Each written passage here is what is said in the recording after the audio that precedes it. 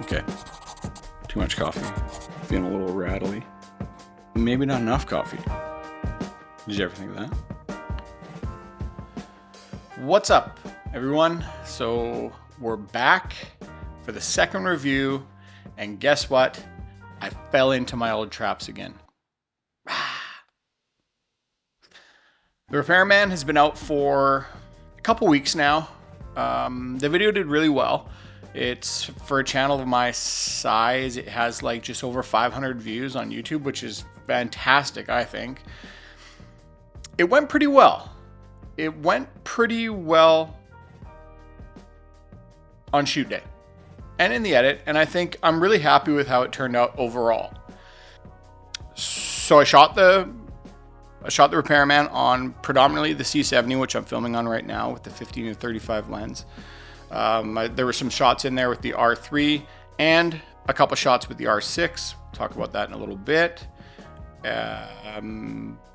Canon RF STM 3585 Rhino slider for some movement. Tiffin 82mm 1/8 Promis. Which if you don't have one, you got to get one because they're cool. I'll talk about that in a sec. And then some atmosphere aerosol. And lighting was Nanlite Forza 200, a Nanlite Pavo Tube 6C, a tiny little Nanlite pocket RGB magnet light that was on the door. And then the sound was a couple of Rode mics fed into my DJI wireless, and they were hidden in the workbench. So pulled out a lot of stops on that one. A lot of gear to execute the Repairman. It wasn't perfect, and there were some things learned along the way, but I was happy with it. And most of all, I was happy that, again, for the second month in a row, got out and made something. That was primo. But when I say I fell into my old traps, I kind of fell into my old traps. About halfway through the month, well, maybe 2/3 of the way through the month, I hadn't shot a single thing. My first idea for the month, I had sort of, I was trying to get some of the pieces to fall together and things weren't working out just kind of how I wanted. So I scrapped that, and then I went to plan B. And plan B, I realized pretty soon into the planning that I was obviously ill-equipped for just how much work that one was going to be. I had kind of conceptualized the Repairman a while back. Just sort of in my mind, I had the idea for the video and I had kind of worked it through a bunch of times. And I went for a drive to sort of clear my head. I was in panic mode. I realized I was kind of like getting in my own way. So I went for a drive, which I always like to do when I'm trying to think something through. And the idea of the Repairman kind of came back to me. And I immediately knew, okay, it's time to pour yourself into this. Let's do it. I started searching around for a shop. I had a couple of options. Thank you to everybody who reached out with an option for me to look at. I wound up using my friend Jeff's shop. And so here's where things kind of get interesting.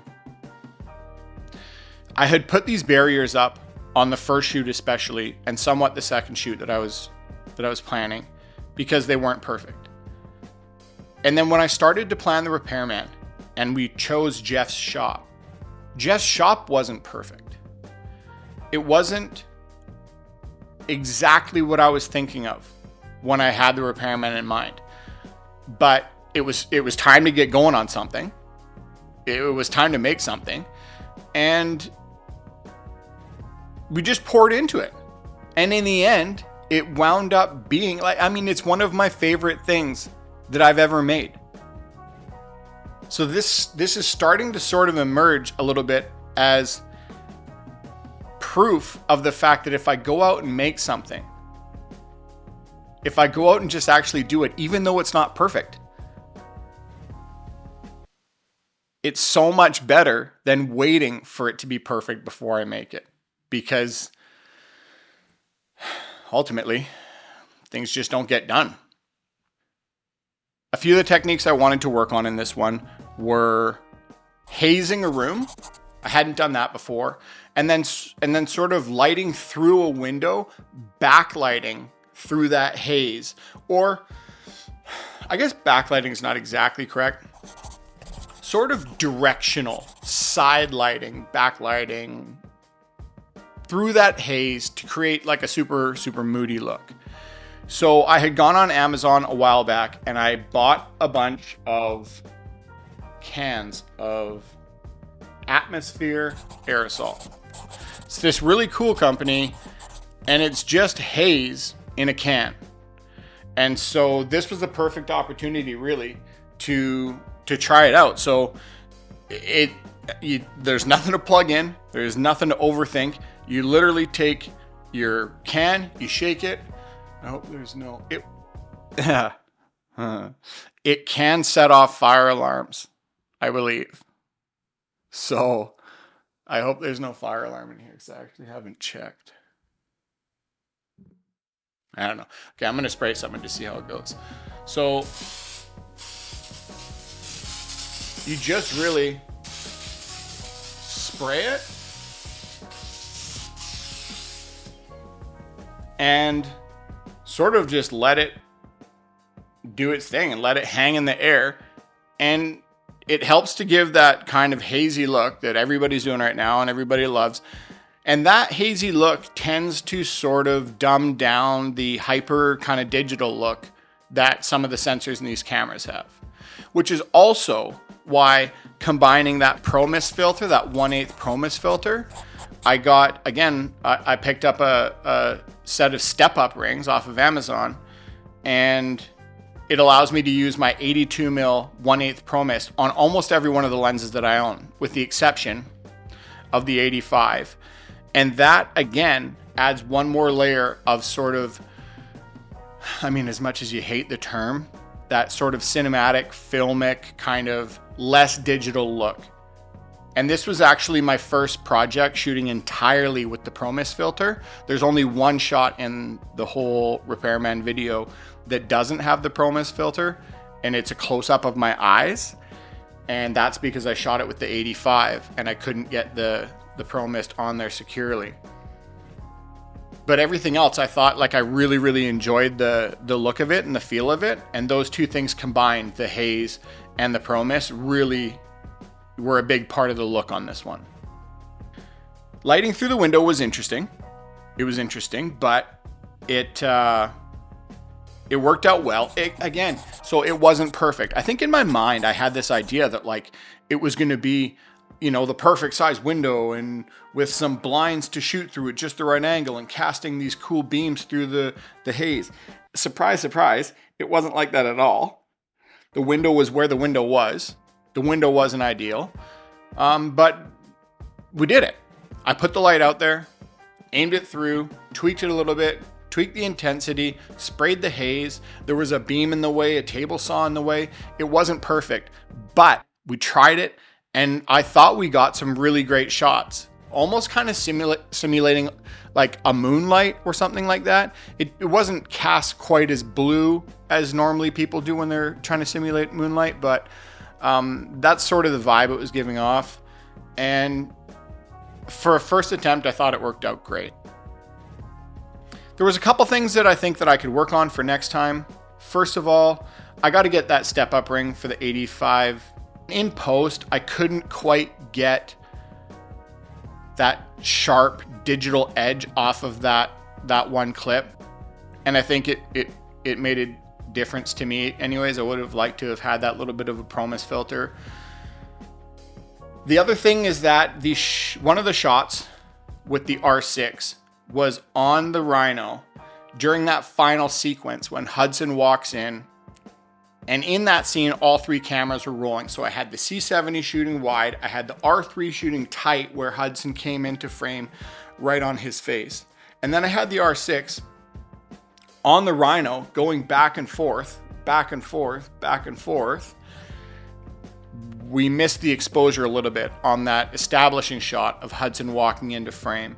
I did what I could to bring it back in Resolve, but ultimately it just wasn't quite there. And that's okay. That's okay.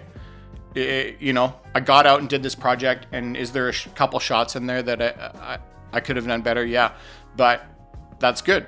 We'll learn from them going forward, and we'll make them better next time.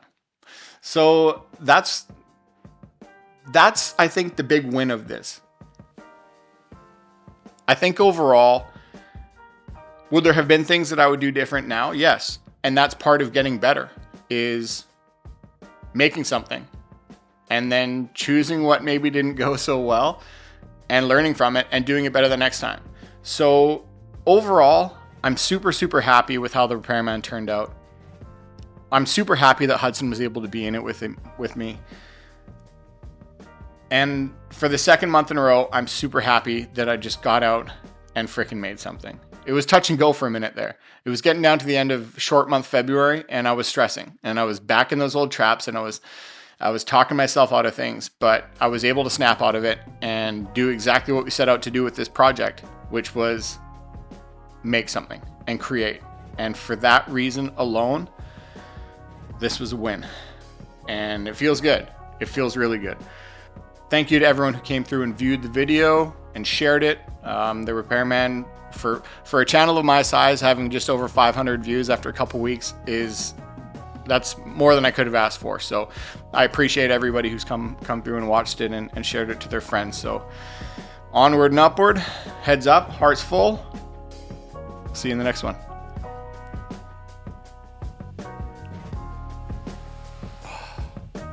Okay. It's a little bit better. A little bit better.